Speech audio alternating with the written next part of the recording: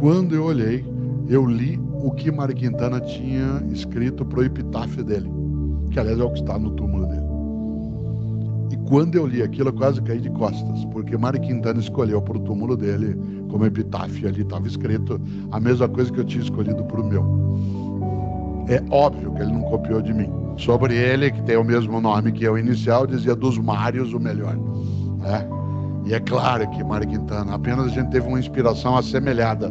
E uma coisa curiosa nessa inspiração é que ele mandou escrever algo no túmulo dele que parece piada e não é. É uma das coisas mais fundas que vem junto com o faça por merecer. Ele mandou escrever no túmulo dele, lá está. E eu não estou aqui.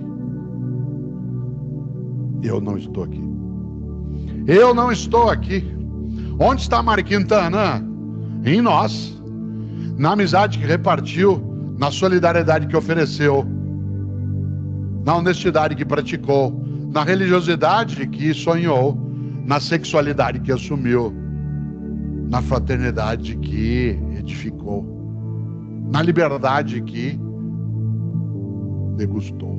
Onde está Mário Quintana? Em nós. Por isso, no dia que eu me for, eu me vou. E você também. Eu não quero ir. Eu quero ficar. Lamento, só tem um jeito de ficar nos outros. Nessa hora, quero lembrar uma coisa. Morrer é ser esquecido. Claro que há pessoas que não são lembradas e nem devem porque foram malévolas. Há outras que não deveriam ter existido porque não nos fariam falta. Mas tem gente que nos faz uma falta imensa. Às vezes você vai para um almoço, para uma conversa, aquela pessoa que não foi porque já não vive, faz uma falta imensa. Morrer é ser esquecido. Não é casual que no grego antigo o verbo para morrer e para esquecer tenham aproximação, que é letos, da onde vem letal. Porque você morre quando é esquecido. Enquanto alguém lembrar de você, derramar uma lágrima de saudade, cheirar uma roupa que você deixou, sentir o aroma de uma comida que você fazia, rir de algo que aconteceu contigo que foi engraçado, assoviar uma música que você assoviava, você continua vivo. Morrer é ser esquecido. Às vezes você vai no dia 2 de novembro, nos países que comemoram o dia de finados, e você passa por um túmulo, não tem flor, está acabado, está descuidado, aí morreu. Não por causa do túmulo, por causa do esquecimento. Morrer é ser esquecido. Enquanto alguém lembrar de você, der risada por algo, ter saudade, querer que você estivesse junto, guardar uma receita que você deixou, pegar algo que você tinha contigo, você continua vivo ou vivo. Claro, porque essa pessoa faz falta. E no dia que eu me for, eu quero fazer falta. Eu quero que diga assim, o Cortella faz falta. Só que só tem um jeito de fazer falta. E eu já escrevi sobre isso e digo sempre. O único jeito de fazer falta é as pessoas se levarem para dentro delas. Você precisa ser levada para dentro. Você precisa ser importada. A única maneira de fazer falta é ser alguém importante. Cuidado, não confunda importante com famoso. A fama passa, a importância fica. Quanta gente na nossa vida é famosa, mas não é importante. E quanta gente é importante e não é famosa. Alguém que te ajudou, alguém que te cuidou, alguém que te acarinhou, alguém que te protegeu, alguém que contigo partilhou. Absolutamente importante. Vai embora contigo enquanto você for. Mas não é famosa. Eu, Cortella, às vezes sou famoso. A fama passa. Há momentos em que as pessoas falam porque eu apareci em algum programa de TV, ou lancei alguma coisa, ou fiz uma palestra, ou tem fake news, ou tem coisas verdadeiras que não são fake, mas são news. Daqui uma semana, um mês, 2 anos, vai embora. A fama passa. Claro, muita gente é importante e não é famosa. Enquanto nós estamos aqui agora, por exemplo, tem alguém no hospital aqui perto, uma auxiliar de enfermagem, tirando escaras de alguém que está em coma 3, 4 meses, que não é conhecida, mas é absolutamente importante. Aquela pessoa que está sendo cuidada nem sabe que está sendo cuidada. Quantas pessoas agora à noite, enquanto nós estamos, por exemplo, nessa reflexão, estão cuidando dos nossos, cuidando das nossas coisas? Claro, são pessoas que são importantes, não são famosas. A fama passa. Claro que tem gente que é importante e famoso. Jesus de Nazaré, Sócrates, Siddhartha Gautama, Irmã Dulce, Madre Teresa de Calcutá. Tanto faz se você é cristão ou não, católico ou não, mas a mulher disse uma frase um dia, ela não é incontroversa, mas ela disse uma frase um dia que é complicada. Disse um dia a Madre Teresa: difícil é amar o próximo, amar quem está longe é fácil. Difícil é amar o próximo, amar quem está longe é fácil. Ter pena de alguém que lá na Nigéria é atingido pelo fundamentalismo, ficar traumatizado porque alguém foi atingido por um terremoto, um furacão, claro. Mas dura amar o próximo, é o que está na tua rua, na tua praça, na tua casa, na tua cidade.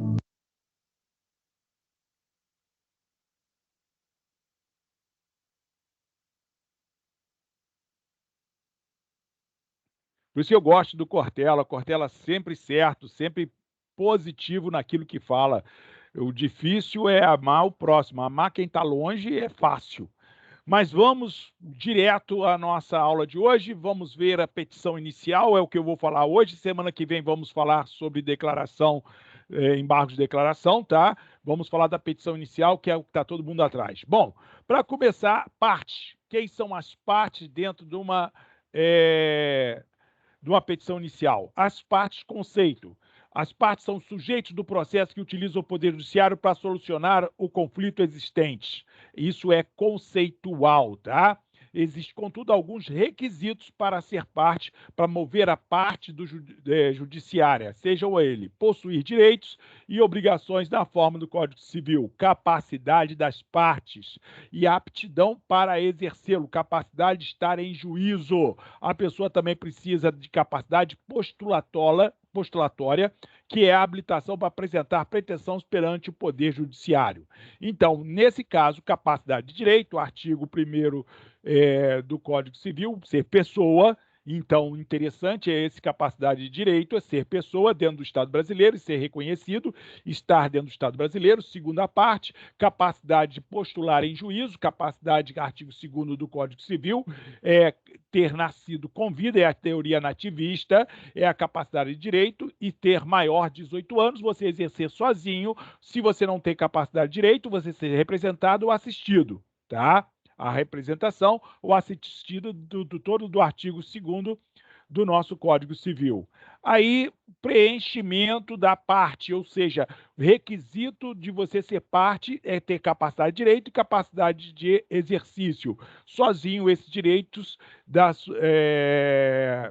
postulatório durante o processo civil. E quando você for preencher o requisito da parte, essa parte ela está preenchendo os requisitos do artigo 77, além de outros previstos no Código Civil, são deveres das partes, seus procuradores e de todos aqueles da forma de participem do processo, expor os fatos conforme a verdade, não formular pretensão ou apresentar defesa quando clientes que são destituídos de fundamento, você peticionar sem fundamentação legal, tá? 3, não produzir provas e não praticar atos inúteis ou desnecessários à defesa do direito. Então, toma cuidado que nós temos toda uma exigência legal da sua postulação. Inclusive, nós temos um fato que está ocorrendo, que é o exercício da advocacia predatória.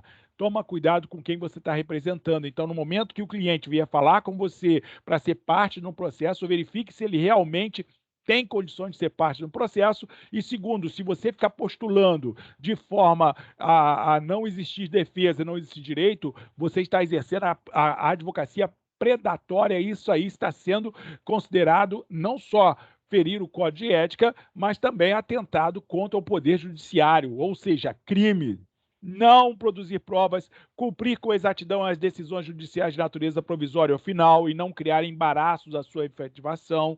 Sexto, não praticar inovação ilegal no estado de fato de bem ou direito litigioso. 7º, informar e manter atualizados seus dados cadastrais. Inclusive, pessoa jurídica, hoje em dia, já tem que cadastrar seus dados no PJE, que é obrigatório, tá? É obrigatório toda pessoa jurídica se cadastrar no PJE. É claro que defender tese postulatória não é proibido. Não é proibido. Você formulou uma tese que está questionando um possível direito que foi lesado, sem problema nenhum.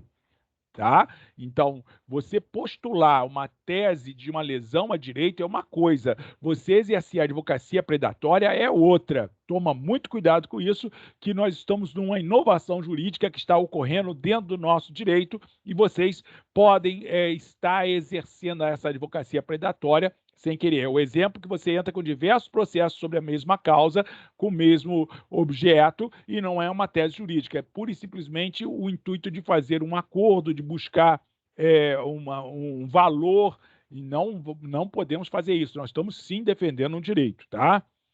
O juiz, a condição é a representação do Estado, conforme que nosso Leonardo Greco coloca para a gente. O juiz exerce função jurisdicional, sendo responsável pela condução e julgamento do processo dentro dos limites propostos pelas partes. O juiz não pode inovar e de forma imparcial. Vocês estão vendo acontecer e nesse exato momento, nessa exata semana, essa condição da imparcialidade do juiz.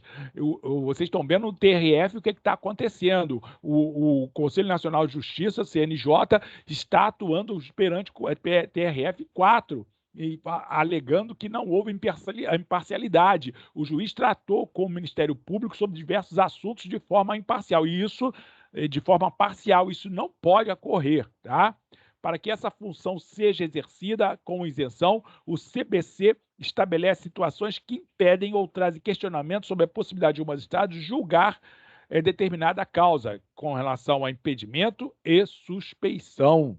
Artigo 141 do CPC, o juiz decidirá o mérito dos limites propostos pelas partes, sendo-lhe vedado ou proibido conhecer de questões não suscitadas, a cujo respeito a lei exige iniciativa da parte. O que a lei determinar que ele seja ex officio, vai ser ex officio, vai ser ele realizando a manifestação que é necessária para ele, a posição dele de juiz, que a lei determina. Agora, quando é a parte, o juiz não pode despachar de ofício quando o direito tem que ser questionado pela parte, tá?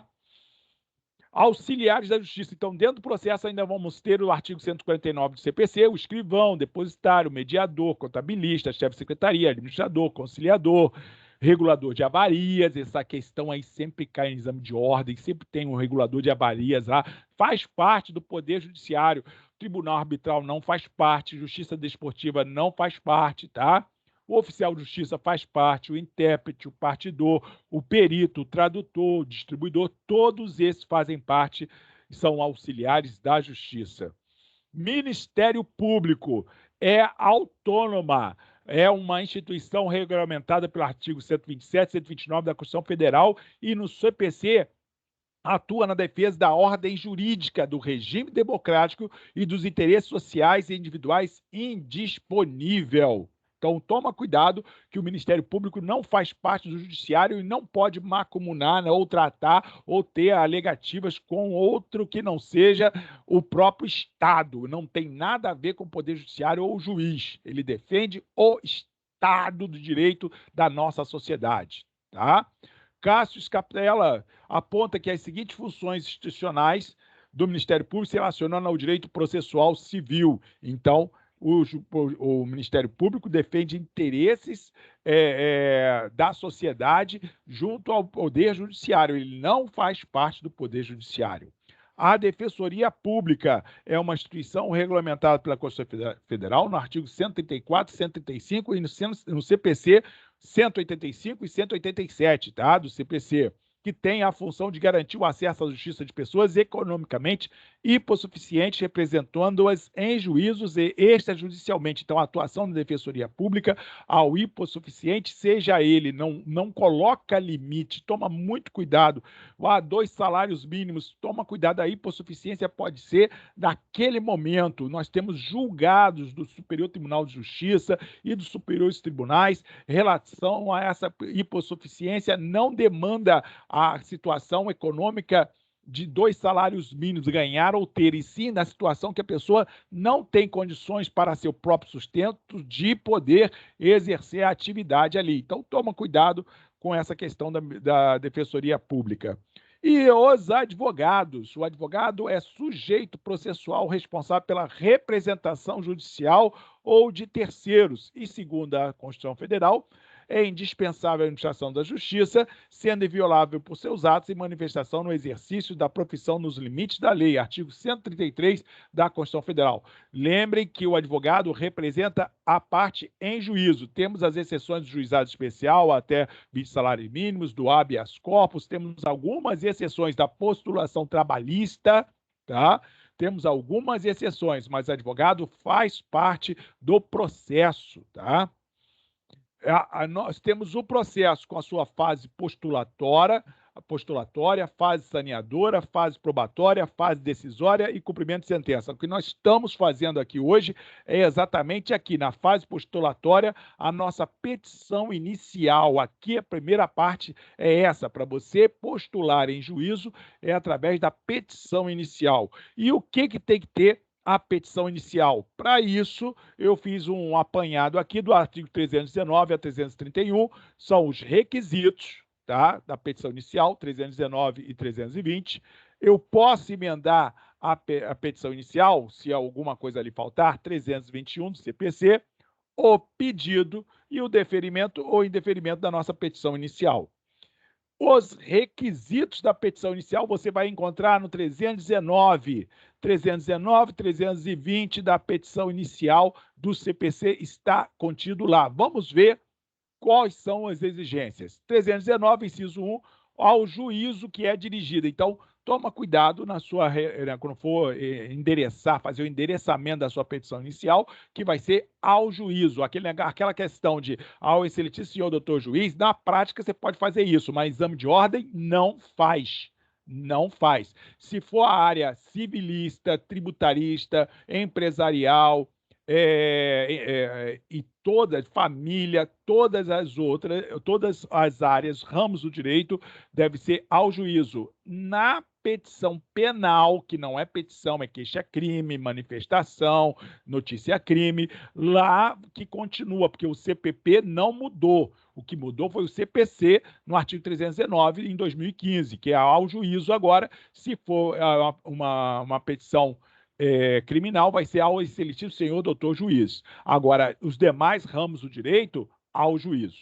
Segundo, qualificação das partes, os nomes, os prenomes, o estado civil, tem que botar isso, a existência de união estável, solteiro, casado, está em união estável, se não é estado civil, o estado civil é solteiro, casado, divorciado e viúvo.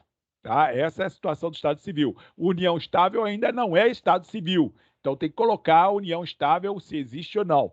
A profissão, o número de inscrição no cadastro de pessoas físicas, CPF, tá? Ou no cadastro de pessoas jurídicas, CNPJ. O endereço eletrônico, tem que botar o e-mail.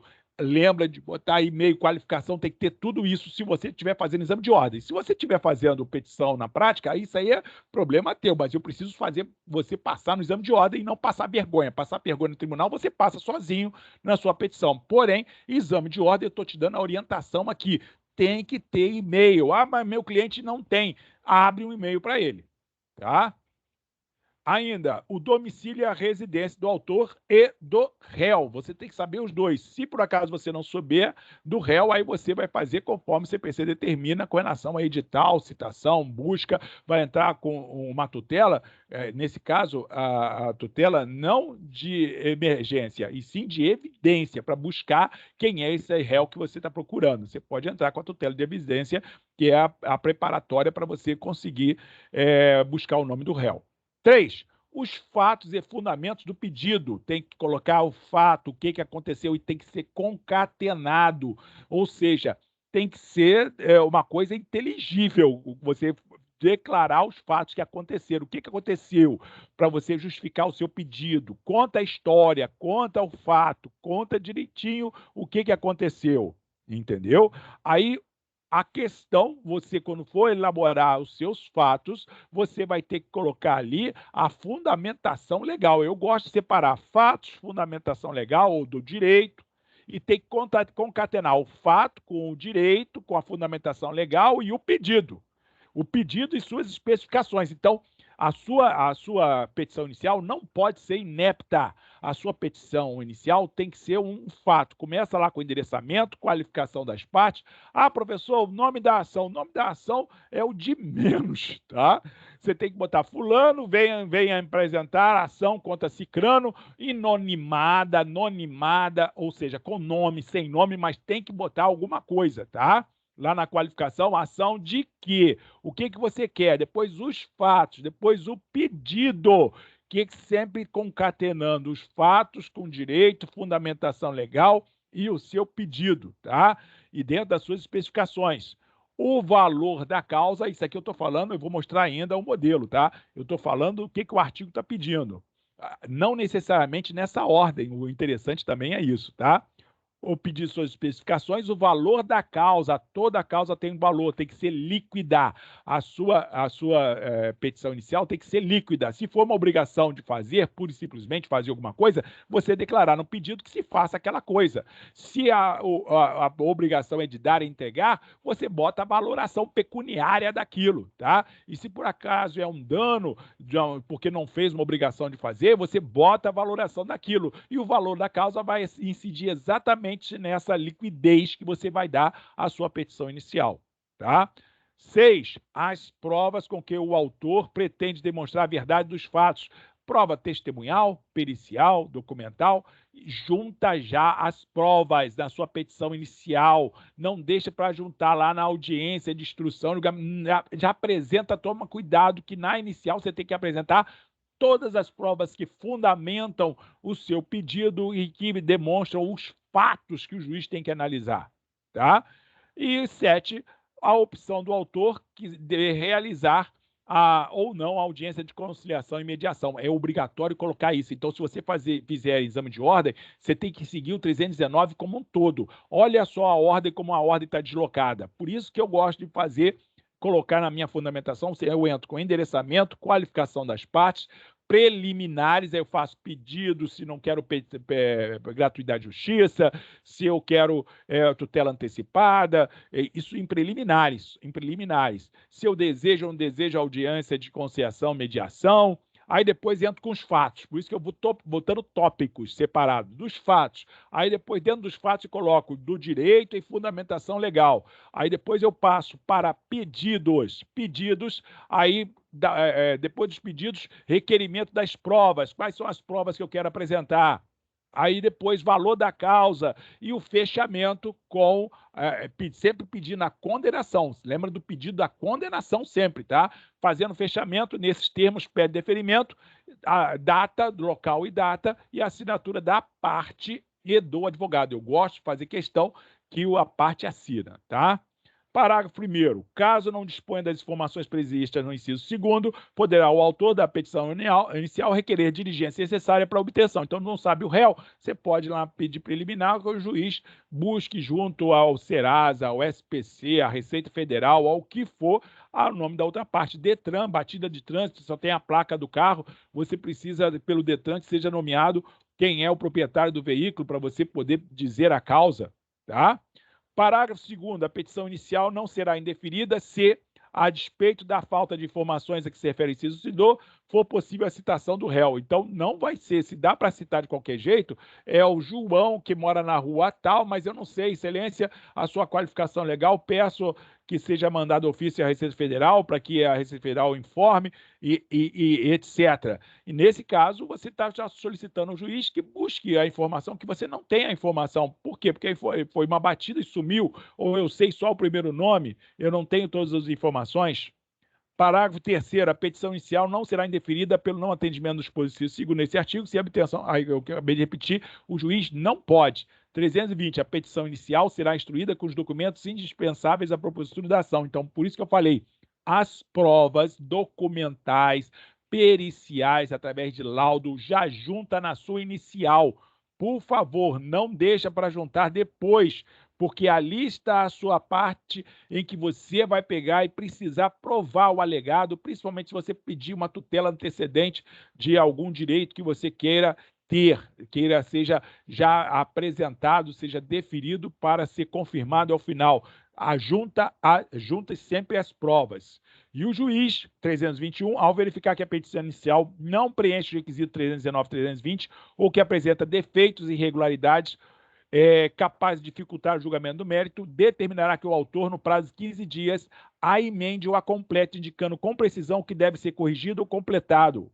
Então, o juiz não pode indeferir de plano. Ele tem que mandar, se alguma coisa viu inepta, incompleta, não está legal, está precisando arrumar, o juiz pode pedir que você emende a inicial. O juiz, esse pode aí é dever, tá? Esse pode aí não é ele vai decidir se pode ou não pode, não, é dever. Ele tem que pegar e dar prazos para emendar a inicial nessas situações. Parágrafo único, se o autor não cumprir a diligência, aí sim, se o juiz deu prazo de 15 dias para ele cumprir e ele não cumpriu, o juiz poderá indeferir a petição inicial, tá? Requisitos da petição inicial, os dados das partes. Então, nomes, prenomes, o juízo que dirige, a endereçamento necessário, tá? Fatos e fundamentos do pedido, causa a pedir, os fatos, a causa de pedir próxima ou remota, fundamento jurídico dentro desses fatos, por favor, faça a fundamentação jurídica, o motivo que justificou você buscar o Poder Judiciário, fundamentação legal. Se você não conseguir nos princípios jurídicos, bota na lei, a fundamentação na lei. Professor, eu preciso botar isso? Precisa no exame de ordem.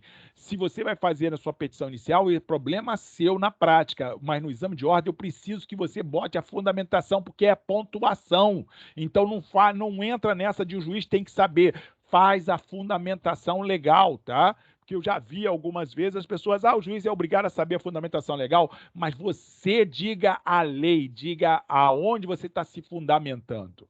Para criar a sua petição inicial, olha o modelinho que eu botei para vocês. Fonte, tá? Começo daí.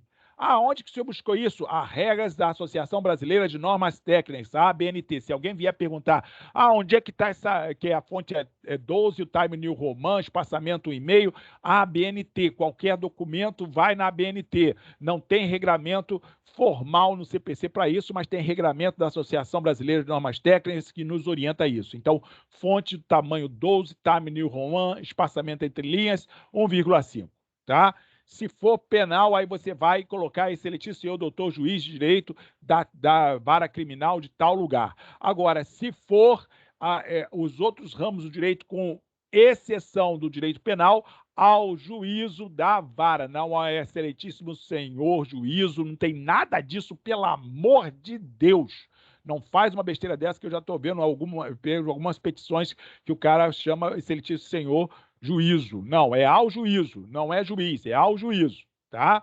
Se tiver grege, se você não está fazendo pedido de gratuidade, agrege do lado direito, botando lá o número de grege. Professor, mas eu vou preencher no PJ-Cal, perdão, no PJE, eu já preencho, eu sei, mas coloca também na sua petição, tá? Espaço aproximado de endereçamento para começar a qualificação das partes, 10 linhas. Aí coloca autor, fulano de tal, 319 todinho do CPC, morador na rua tal, número tal, etc, etc. E bota com fundamento no artigo 305, os seguintes do CPC, propor ação de... Aí você pode nominar, tá?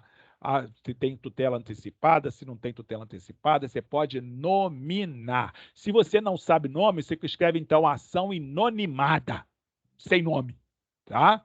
Aí, pelo rito tal que você quiser, o réu, você vai botar a qualificação do réu. Tarará, fulano de tal, qualificação 319 também igualmente, tá?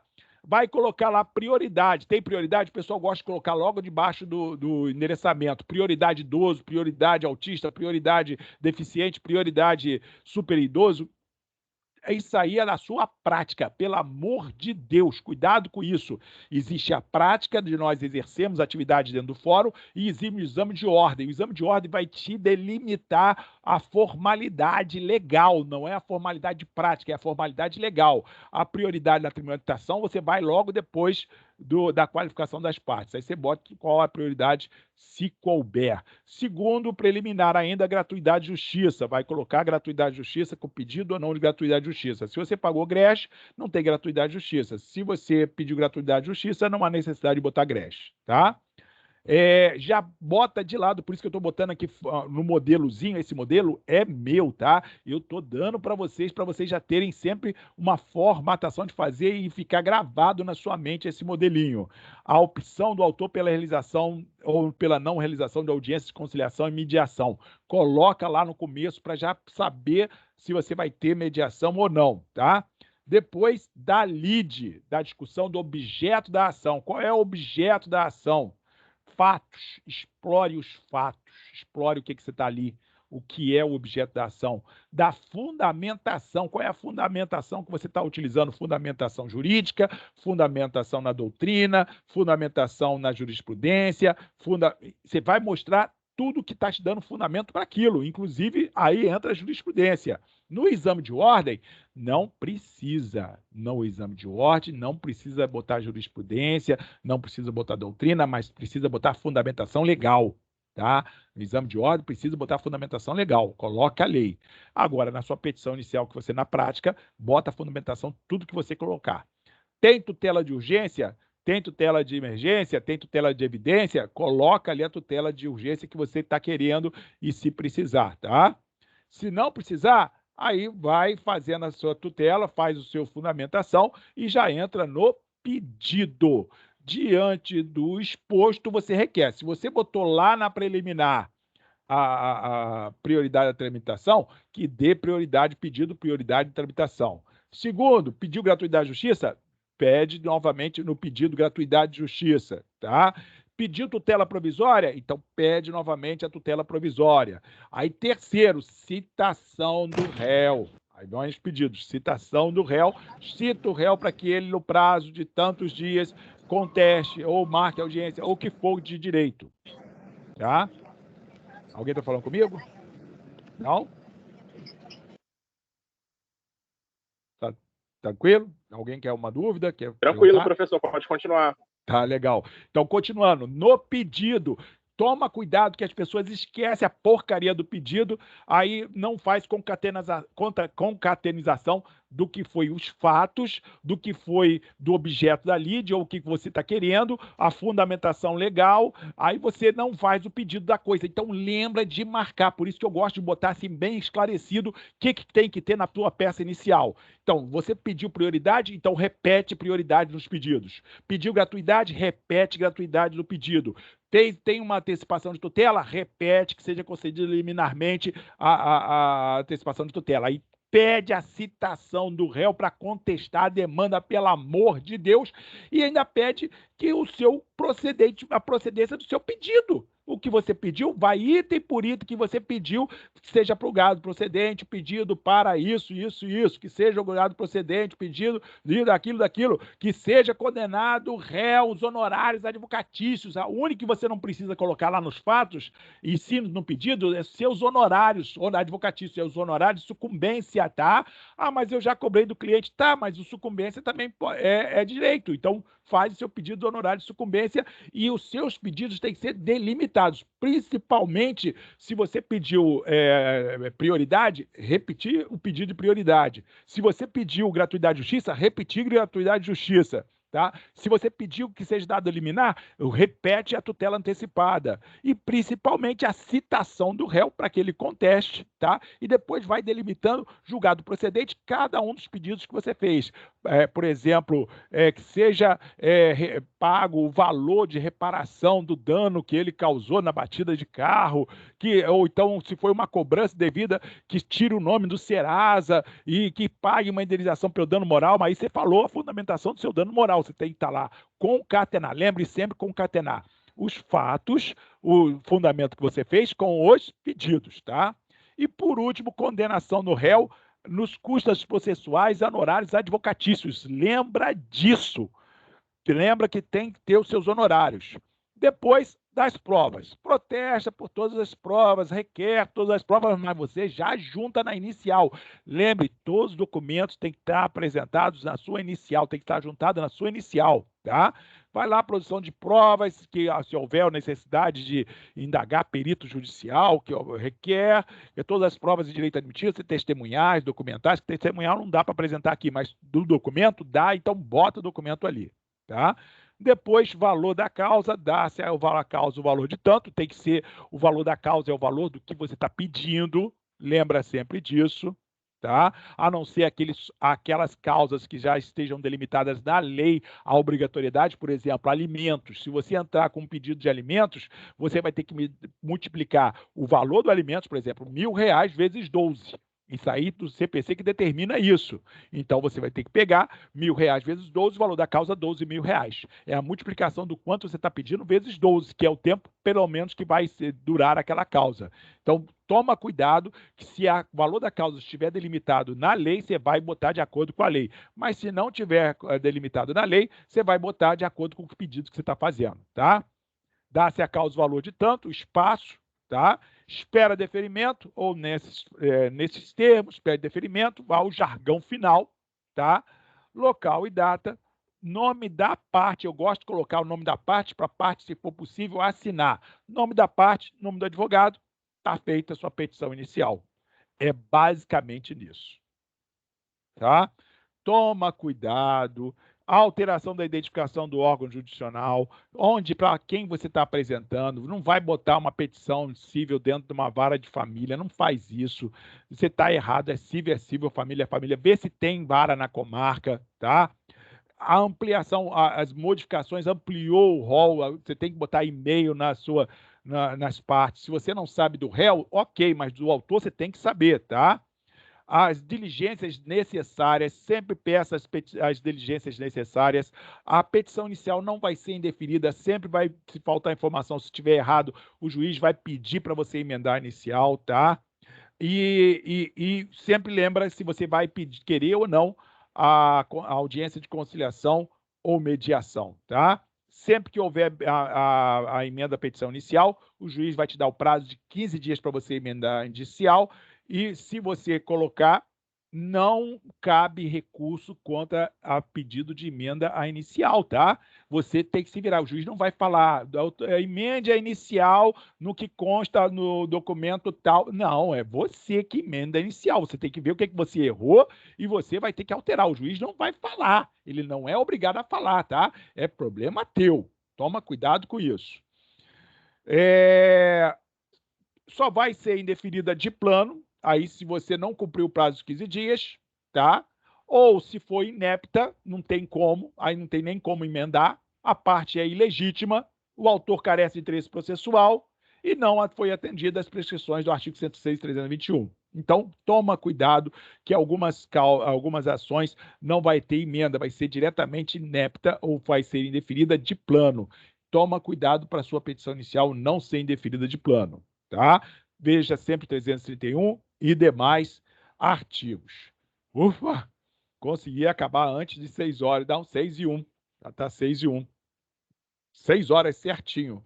Tá vendo? Dá para fazer se a petição inicial e vocês não fazem perguntas, eu saio falando igual um doido. É claro que presencialmente seria bem diferente a forma de apresentar, mas tá aqui esse material, eu vou colocar agora na sala, nessa sala, lá em cima, em arquivos. Eu vou colocar os slides lá para vocês guardarem, tá? Vai em arquivos, vê a pasta vermelhinha de EP1, que você vai ter lá os slides das minhas palestras, tá? Da nossa jornada. Na próxima palestra a nossa jornada vai ser presencial, quarta-feira, 5 horas, lá na sala 503, lá do bloco da Rua da Conceição, do bloco na Rua da Conceição, acho que é bloco F, tá? Lá no bloco F. Isso é bloco F. Professor, tá me ouvindo? Tô te ouvindo. Vai ser nessa quarta-feira agora, a gente tem o simulado, começa nessa quarta-feira, vai ter mesmo assim? eu dou o retorno botando aqui para vocês o cartaz, tá? O retorno pelo Teams. Beleza, Teams. beleza. Tá, eu boto o cartaz aqui e mando informe para todos vocês, tá? Vai se tá confirmado, quarta-feira, tal horário, tal sala, tá ok? Fechou assim? Tá bom, professor. Obrigado. Valeu, gente. Valeu. Desculpa a correria, mas às vezes eu tenho que correr. Que começa a aula e eu fiquei com medo de vocês perderem a aula, tá? Então, obrigado pela atenção. Professor. Fiquem com Deus. Valeu. Vamos para a aula. Vamos correr para a aula. Vamos para a aula. Vem para o B. Eu estou indo lá pro B também. Daqui a pouco eu estou lá. Tchau, tchau.